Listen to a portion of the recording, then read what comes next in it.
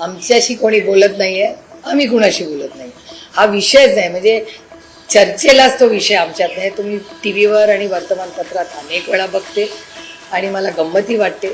तुमचे जे सोर्सेस आहेत ते सोर्सेस कुठून या गोष्टी मॅन्युफॅक्चर करतात माहिती नाही. पण ठीक आहे, आदरणीय पवारसाहेबांनी अनेक वर्षापूर्वी एक गोष्ट मला सांगितली होती, चांगलं किंवा वाईट आपली बातमी चालते याचा अर्थ नाणं आपलं अजून खणखणीत आहे. आदरणीय पवारसाहेब विधान भवनला गेले आणि ते चालत परत येताना आमदारांनी सांगितलं की त्यांना काही बोलायचं. तिथे सगळ्यात जवळ जे कॅबिन होतं तिथे ते योगायोगाने हे कॅबिन होतं आणि असे काही फिक्स्ड कॅबिन्स नसतात विधान भवनमध्ये. आणि त्या कॅबिनमध्ये पवारसाहेब गेले, त्या आमदारांचं काही बोलणं होतं, ती चर्चा झाली आणि राष्ट्रवादी काँग्रेस पक्षाच्या आमदारांची गाठीभेटी झाल्या. काही एक दोन कामं होती ती सांगितली आणि पवारसाहेब गाडीत बसले आणि घरी निघून गेले. आम्हाला कुणालाही एक झालेलंही माहिती नाही आणि खरं तर आम्ही त्याला फार महत्त्वही दिलं नाही, कारण आम्हाला म्हणजे एक आमदारांसाठी साहेब कुठेतरी बसले तर योगायोगाने ते शिंदे साहेबांचं ऑफिस निघालं. शिंदे साहेबांचाही मनाचा मोठेपणा, कारण का शेवटी ते एका मोठ्या पदावर आज आहेत आणि त्या मोठ्या पदावर असताना कॅबिनेट चालू असताना ते खाली आले, पवारसाहेबांना दोन शब्द बोलले आणि परत कॅबिनेटला गेले. आणि हे अगदी कॅज्युअली झालेली एक घटना आहे. आणि मीही काल संजय राऊत साहेबांना फोन करून सांगितलं काय घटनाक्रम झाला.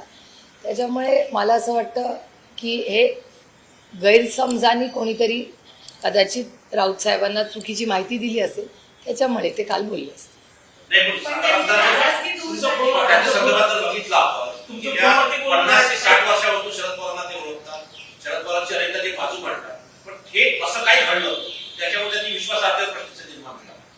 त्याचं उत्तर तेच देऊ शकतात, मी नाही देऊ शकत. कारण जी घटना झाली ही सगळ्यांनाच माहिती आहे.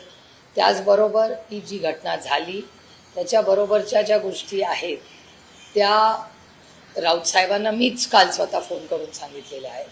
आणि तो घटनाक्रम इतका कॅज्युअली आणि झाला की ते म्हणजे इतकं ते म्हणजे मला आश्चर्य वाटलं, त्याची बातमी पण झाली. त्याच्यात बातमी करण्यासारखं खरंच काही नव्हतं.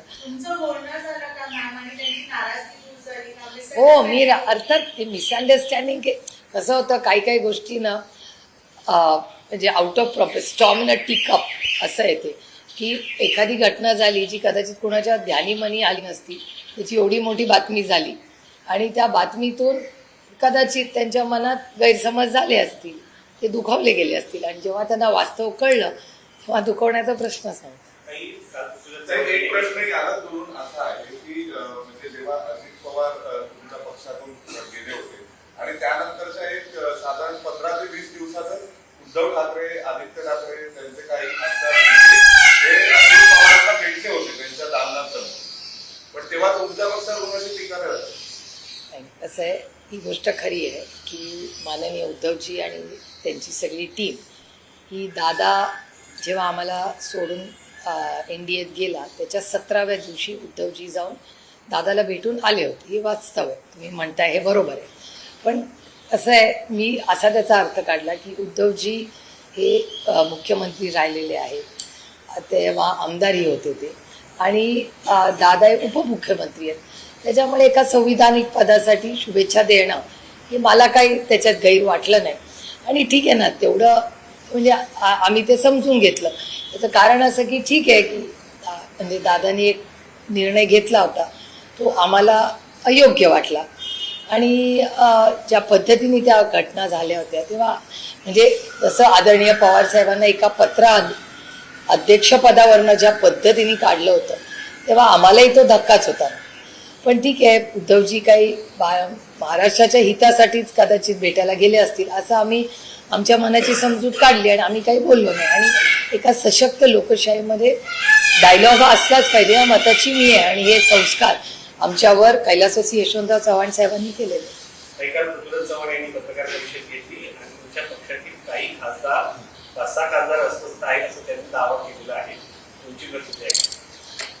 खरं तर रेवतीच्या लग्नासाठीच पृथ्वीराज बाबा आले होते, तेव्हाच माझी त्यांची भेट झाली. त्याच्यानंतर आमच्या कुठल्या खासदारांची त्यांची कुठली भेट झाली आणि कोण त्यांना अस्वस्थ वाटलं, कारण का मी आमच्या सगळ्या खासदार, खरं तर आम्ही सगळे 8 जण एक कुटुंब म्हणून काम करतो.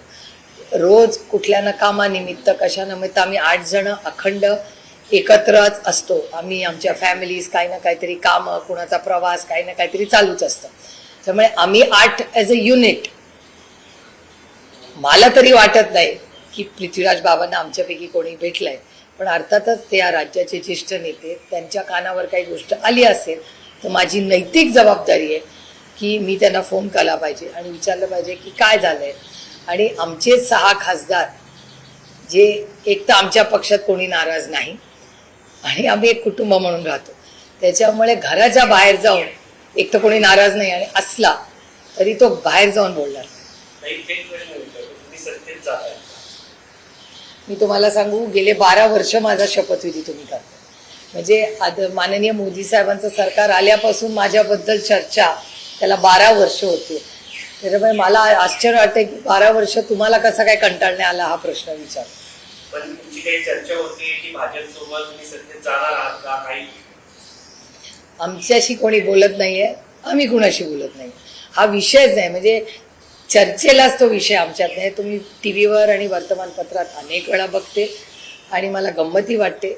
तुमचे जे सोर्सेस आहेत ते सोर्सेस कुठून या गोष्टी मॅन्युफॅक्चर करतात माहिती नाही, पण ठीक आहे. आदरणीय पवारसाहेबांनी अनेक वर्षापूर्वी एक गोष्ट मला सांगितली होती, चांगलं किंवा वाईट आपली बातमी चालते याचा अर्थ नाणं आपलं अजून खणखणीत आहे.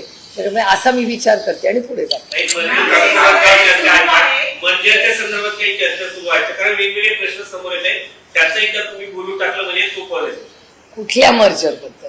एनसीपी अजितदादा पवार पक्षासोबत आणि तुमचा पक्ष याच्यामध्ये मर्जर संदर्भात काही चर्चा सुरू आहे? माझ्यापर्यंत असली कुठलीही चर्चा कालही नव्हती, आजही नाही.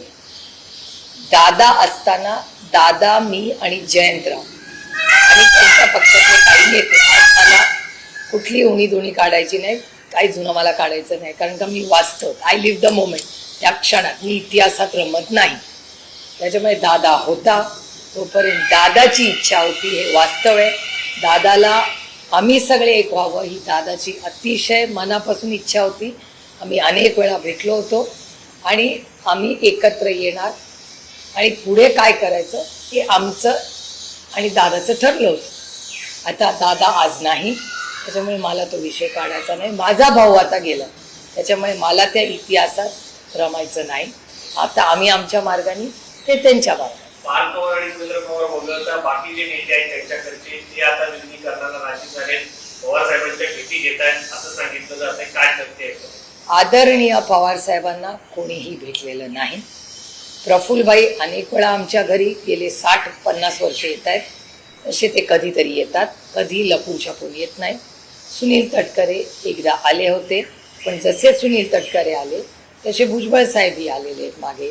अनेक आमदार येतात, मकरंद पाटील येतात, कारण का आमच्यामध्ये ठीक आहे त्यांनी एखादा निर्णय घेतला, पण आम्ही आमचे कौटुंबिक आणि वैयक्तिक संबंध म्हणजे रेवतीच्याही लग्नाला हे सगळेच आले होते. त्यांना आमंत्रणही होतं. भुजबळ साहेब आशीर्वाद द्यायला आले होते, मकरंद आलं, किती लोक आले होते.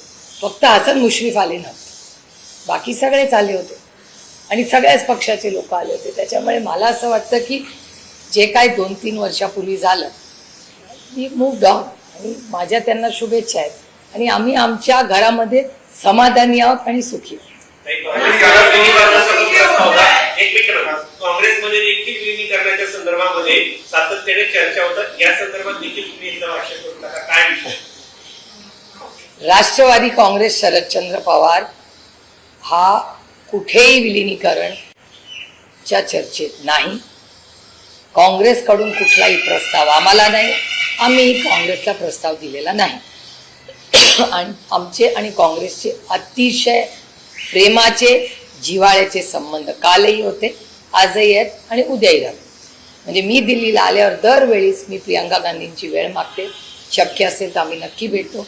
महाराष्ट्रात काय चाललंय, राजकीय, सामाजिक, आर्थिक परिस्थिती काय आहे राज्याची, याच्यावर अनेक वेळा त्यांच्याशी चर्चा होते. अनेक JPCमध्ये प्रियंकाजी आणि मी एकत्र आहोत.